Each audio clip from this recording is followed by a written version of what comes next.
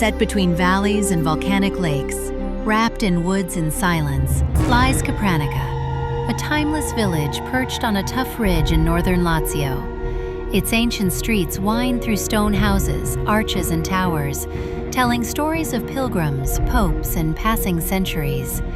Part of the Via Francigena, Capranica has welcomed travelers for 1,000 years, offering rest, beauty, and peace. At the heart of the town rises the Collegiata di Santa Maria, with its elegant bell tower and centuries of devotion carved into every stone. Around it, narrow lanes open onto panoramic views of olive groves, forests, and sky.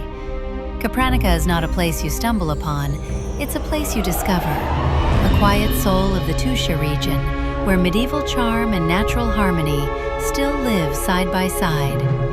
Here, time walks slowly, and every step feels like a return.